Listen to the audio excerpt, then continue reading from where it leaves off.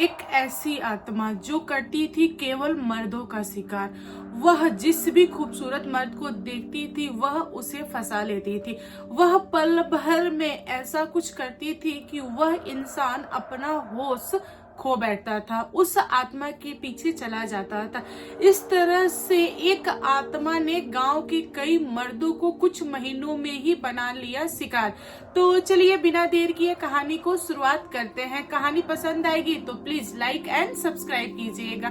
दोस्तों, एक गांव में राम और श्याम नाम के दो भाई रहते थे। जो राम थे वे बहुत ही ज्यादा संस्कारी थे, गुणी थे, प्लस किसान थे। वे भगवान को बहुत ज्यादा मानते थे, पूजा पाठ वगैरह भी वे किया करते थे। वहीं पे ठीक उल्टा उनके छोटे भाई श्याम बहुत ही ज्यादा शरारती थे। वे घर का काम नहीं करते थे, ना ही कुछ करते थे, दिन भर हुल्लड़बाजी किया करते थे। उनकी माँ उन्हें समझा समझा के थक गई, लेकिन उनके नेचर में बिल्कुल भी सुधार नहीं हुआ। कुछ साल बाद जैसे ही राम की शादी हुई, फिर उन्होंने धीरे धीरे अपना घर परिवार वगैरह चलाना स्टार्ट कर दिया और वहीं पे श्याम के ऊपर बहुत भारी बोझ आ गया, जैसे कि भाई की मदद कराना। क्योंकि राम अकेले सब कुछ हैंडल नहीं कर सकते थे, वे ज्यादातर घर पे रहते थे और रहा सवाल खेती वगैरह का, तो उसके लिए श्याम का यूज किया करते थे। खेती का टाइम था, श्याम और राम दोनों लोगों ने मिलके खेती वगैरह किया। जो उनकी फसलें थी वह काफी अच्छी लगी थी। खेत में एक समय की बात है, रात में दोनों भाई घर पे थे। उनकी जो फसल थी उसको जो जानवर होते हैं वे चर गए। यहाँ पर राम को बहुत दुख हुआ, क्योंकि उन्होंने बहुत ज्यादा मेहनत करके फसलें उगाई थी। इसीलिए उन्होंने डिसाइड किया कि जो श्याम है वे खेत में रहेंगे रात में और रखवाली करेंगे। दिन में राम खेती करते थे, बहुत ज्यादा मेहनत करते थे, और रात में श्याम की बारी थी सोने की। श्याम का मन नहीं था घर से जाने का, लेकिन उनके पास कोई ऑप्शन नहीं था। उनको अपने भाई की बात रखनी थी, इसीलिए वे रात में चले गए खेत के बीच में सोने के लिए। उनका जो खेत था वह गांव से थोड़ी दूरी पे था और वहां पर दोनों भाइयों ने एक झोपड़ी बना रखी थी। उस झोपड़ी में वे लोग रात में रहा करते थे। दिन में भी जब वे थक जाते थे काम से तो वहां रहा करते थे। यहाँ पर श्याम रात में उठ उठ के जानवरों को भगाते थे और उसी झोपड़ी में सोया करते थे। ऐसे करके कई रात उन्होंने खेत में बिताया। एक रात की बात है, श्याम को पायल की आवाज सुनाई दी, जबकि रात जो थी वह काफी ज्यादा अंधेरा वाला था और आधी रात तो हो रही थी। यहाँ पर श्याम को लगा कि कोई गांव की औरत है जिसको पोटी आया है, वह खेत में आई है। इसीलिए उन्होंने टोका नहीं, बाहर निकल के देखा नहीं कि कौन है। लेकिन जो पायल की आवाज थी वह बार बार आना जाना लगा था, यानी कि आवाज बहुत ज्यादा आ रही थी। उन्होंने बहुत टाइम तक इस चीज को बर्दाश्त किया, लेकिन जो आवाज थी वह खत्म होने की नाम नहीं ले रही थी। फिर श्याम ने अपने झोपड़ी से बाहर आके उन्होंने देखा कि कौन है भाई, कौन औरत है जो 2 घंटों से टहल रही है, अपने घर नहीं जा रही है। उनके मन में अलग अलग तरह के विचार आ रहे थे। जैसे ही वे बाहर आए तो उन्होंने नोटिस किया कि उनके खेत के बगल वाले खेत में एक औरत है जो चक्कर काट रही है बार बार। वह बिना रुके चले जा रही है और उस औरत ने सफेद साड़ी पहन रखी है, जो कि दूर से ही श्याम को दिखाई दे रही थी। और जो पायल की आवाज थी वह बहुत ज्यादा तेज थी। श्याम चुपचाप वहीं खड़े होके उस औरत को काफी समय से देख रहे थे और वह औरत रुकने का नाम नहीं ले रही थी। यहाँ पर श्याम को लगा कि कोई औरत है जो बहुत ज्यादा परेशान है। हो सकता हो वह अपने घर का एड्रेस भूल गई हो। होता है ना कि कोई औरतें घर से बाहर निकल गई बट वो अपना घर नहीं पहचान पा रही है। पहले के समय में क्या होता था कि औरतें बहुत लंबा घूंघट लिया करती थी और वह अपने घर से बहुत कम बाहर निकला करती थी, इसीलिए बहुत सारी औरतें रास्ता भूल जाती थी। तो श्याम को यही लगा, इसीलिए उन्होंने हिम्मत करके उस औरत के पास जाके पूछा कि आप कौन हैं, आप किनके यहाँ की रहने वाली हैं, क्या आप अपना रास्ता भूल गई हैं, मैं आपको आपके घर छोड़ दूं। तब वह औरत बोली कि नहीं, मैं रास्ता नहीं भूली हूँ, मैं बस ऐसे ही रात में टहल रही हूँ क्योंकि मुझे नींद नहीं आ रही है, घर पे मेरा मन नहीं लग रहा था और इस गांव में मैं नया आई हूँ। इतना सुनने के बाद से श्याम को लगा झटका। उन्होंने सोचा कि कैसी औरत है भाई, रात में टहल रही है, उसको नींद नहीं आ रहा है, डर भी नहीं रही है, उसको थोड़ा भी डर नहीं लग रहा है और अकेले घूम रही है। फिर ये दोनों लोग काफी समय तक बात विचार किए, एक दूसरे का नाम वगैरह पूछा, एड्रेस वगैरह पूछा। उसके बाद जब हल्की हल्की रोशनी होने लगी, यानी कि सुबह होने लगा, तब वह औरत श्याम को बोली कि ठीक है, मैं जाती हूँ अपने घर, अगर किसी ने देख लिया मुझे आपसे बातें करते हुए तो लोग बहुत तरह की बातें बनाएंगे, तो बेहतर है कि मैं जा रही हूँ। फिर श्याम ने उस औरत से पूछा कि जा रही हो ठीक है, लेकिन फिर कब मिलोगी। तब उस औरत ने मुस्कुराकर जवाब दिया कि कल रात में मैं आपसे मिलने आऊंगी, आप यहीं पे आ जाइएगा। इतना सुनने के बाद से श्याम बहुत ज्यादा खुश हुए और उन्होंने इंतजार करना स्टार्ट कर दिया कि रात कब होगी। फिर रात हुई और उन्होंने खाना वाना खाया और फटाक से अपना जो भी बिस्तर वगैरह होता है लेके खेत में पहुंचे। वे काफी समय से इंतजार कर रहे थे कि वह औरत आएगी, उससे बातें वगैरह करेंगे, लेकिन औरत दिखाई नहीं दी। यहाँ पर श्याम का जो मन था वह थोर हो गया, वे निराश हो गए कि औरत आई नहीं।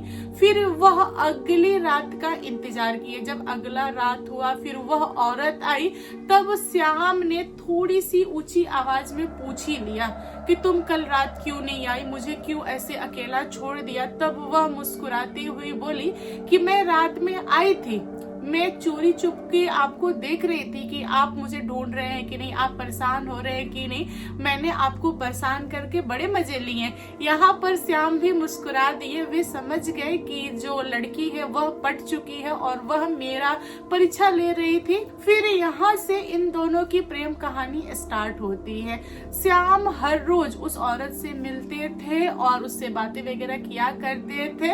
ऐसे करते करते 1-1.5 सप्ताह बीत गया और जो श्याम की हेल्थ थी वह अचानक से एक दिन खराब हो गई।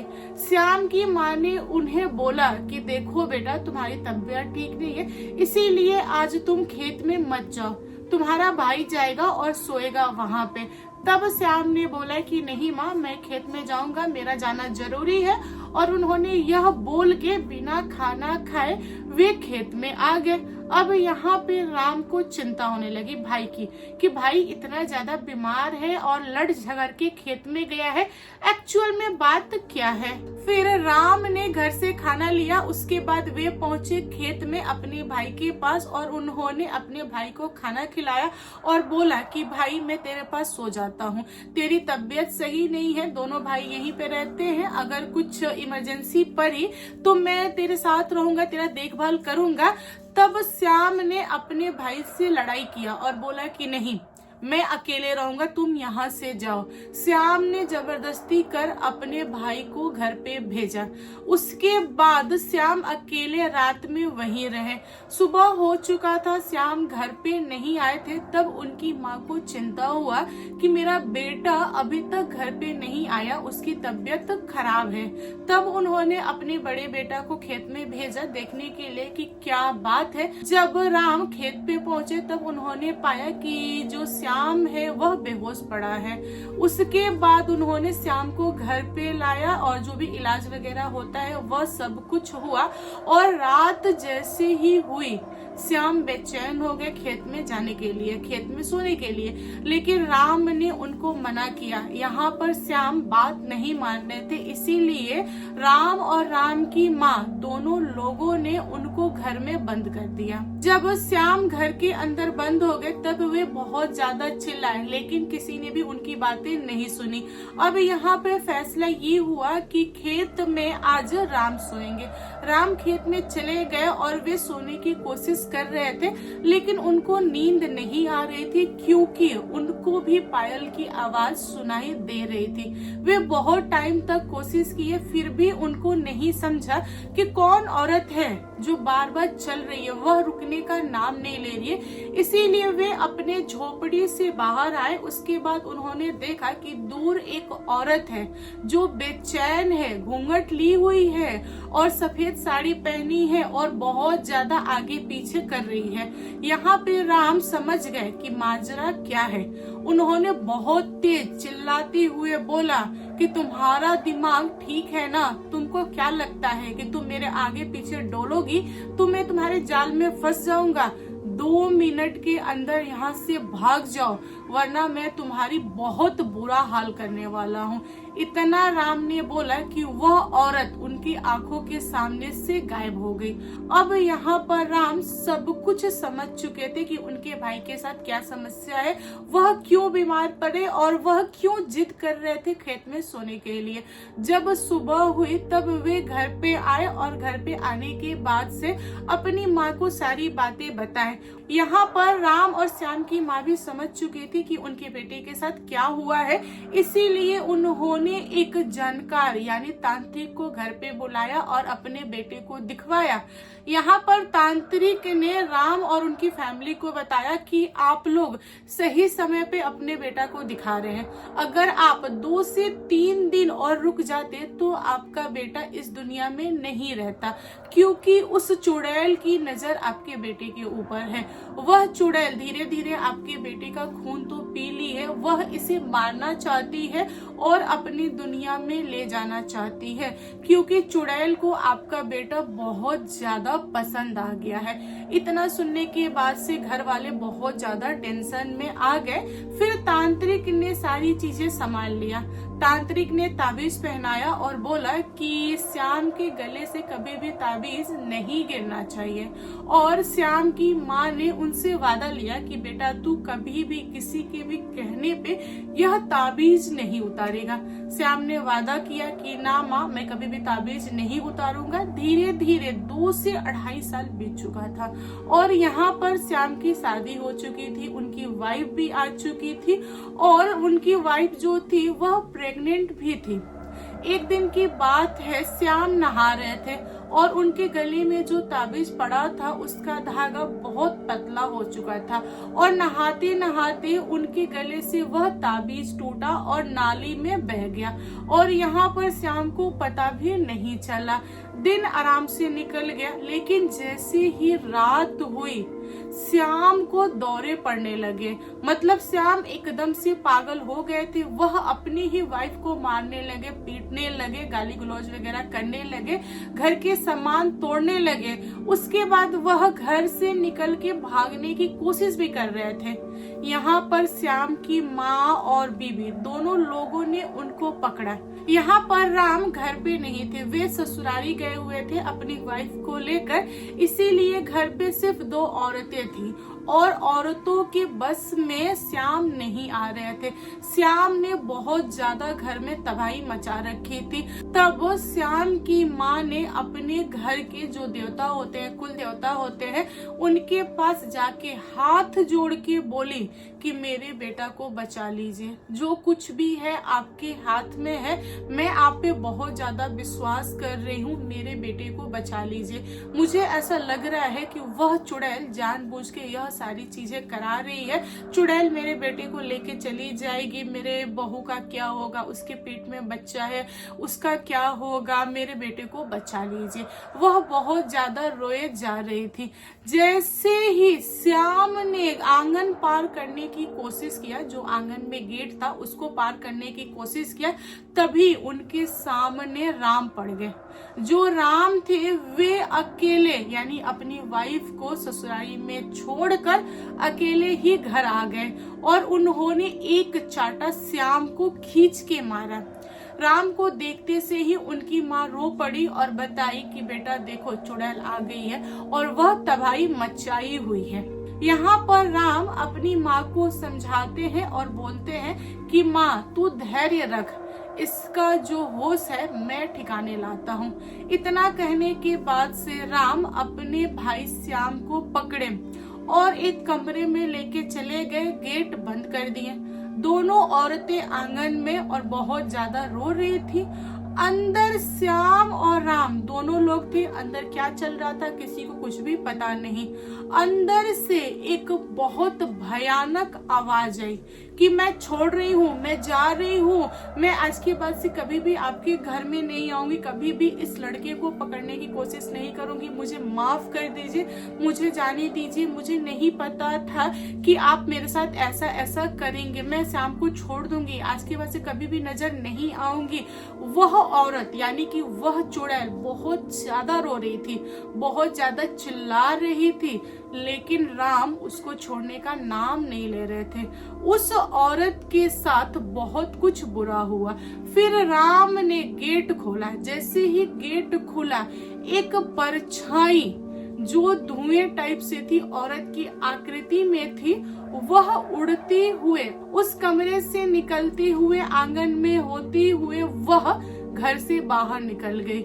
यहाँ पर सारे लोग समझ गए कि वह चुड़ैल श्याम को छोड़ के चली गई है और जो श्याम थे वे बेहोश पड़े थे। यहाँ पर राम अपनी माँ को समझा रहे हैं और बोल रहे हैं कि माँ देखो, अभी जो श्याम है वह बेहोश है, कल सुबह तक वह नॉर्मल हो जाएगा। एक काम करो, तुम लोग सो जाओ, सब कुछ सही है, मैं अपने भाई के पास बैठता हूँ, मैं इसका देखभाल करूंगा और कल से कोई भी आत्मा इस घर में प्रवेश नहीं करेगी। इतना सुनने के बाद से जो राम की माँ थी वे चली गई अपने कमरे में, बट उनको नींद नहीं आ रही थी। वह बहुत ज्यादा बेचैन थी और अपनी बहू का देखभाल कर रही थी, क्योंकि श्याम की वाइफ को भी उस आत्मा ने बहुत मारा था, बहुत ज्यादा परेशान किया था और सारे लोग सुबह होने का इंतजार कर रहे थे। जैसे ही सुबह हुआ और राम की माँ गई श्याम को देखने के लिए, तब उन्होंने पाया कि श्याम जो है वह सोया हुआ है और उन्होंने अपने बेटे को उठाया और हालचाल लिया कि बेटा तुम ठीक तो हो, सब कुछ सही है ना, तुमको कुछ याद है तुम्हारे साथ रात में क्या हुआ? तब यहाँ पर श्याम ने कहा कि नहीं माँ, मुझे तो कुछ भी याद नहीं है, क्या हुआ था? इतना सुनने के बाद से जो श्याम की माँ थी, वाइफ थी, दोनों लोग रोने लगे और दोनों लोग राम को ढूंढ रहे थे, लेकिन उस घर में राम नहीं थे। फिर अगले दिन राम अपनी वाइफ को लेके घर पे पहुंचते हैं। तब उनकी माँ ने राम को डांटते हुए बोला कि जब तुम रात में आए थे, तुम बोले थे कि सुबह में बेटा ठीक हो जाएगा, तो तुम रुके क्यों नहीं, तुम रात में ही क्यों ससुराली चले गए? यह सुनने के बाद से राम को कुछ भी समझ में नहीं आया कि माँ क्या बोल रही है, माँ कहना क्या चाह रही है।